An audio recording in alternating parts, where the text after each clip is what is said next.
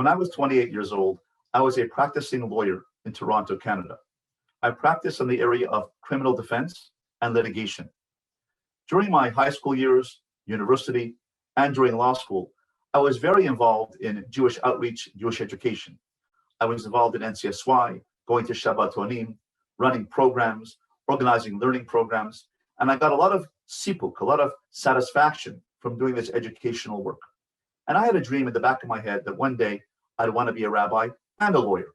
One Purim, the year after my late teacher, Rabbi Drebin, passed away in Toronto, my friends organized a Purim Suda, a Purim celebration, at the home of his widow, Mrs. Drebin.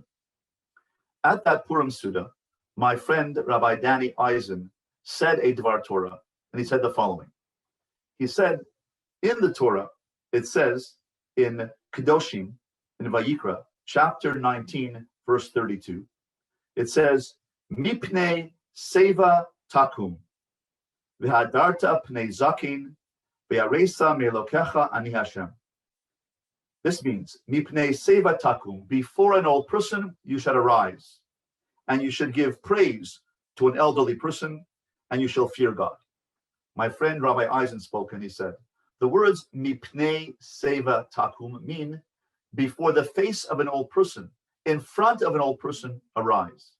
And he explained that the Zohar says, don't read it as Mipnei seva takum, before an old person arise. Read it as follows. Before you become an old person, comma, arise. Before you become out of date, arise. Before you lose it, arise and get your act together.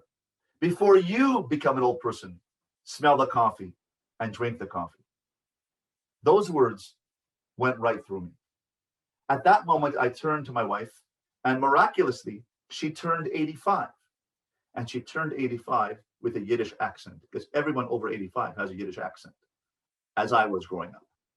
And I turned to my wife and I said, you know, Julie, remember when we wanted to go to Israel to become a rabbi? Maybe when we were 28 years old, we had the opportunity. No. And we should have done it. I regret it. And she said to me, you know, Yisrael, me too. We were young, we were innocent, we were crazy. We should have done it. She said, maybe we didn't have the courage. I don't know. At that moment, I came back from my 85-year-old days, became 28 again, turned to my wife and said, at the next opportunity, we're going to Israel. I don't want to live my life with regrets.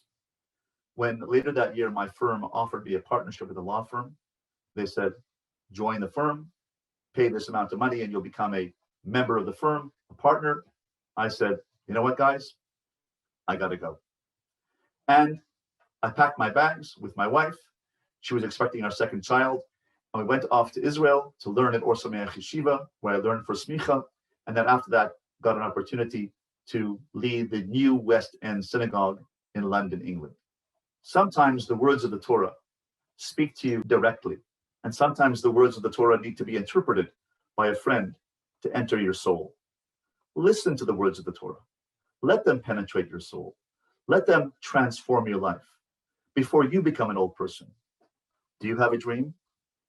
Do you have an aspiration? Do you want to do something with your life that you've always said, I want to get around to this, but don't have the opportunity? Well, perhaps we need to make the opportunity. Mipnei seva takum. Before an old person, get up. Before we become an old person, get up and let's smell the coffee.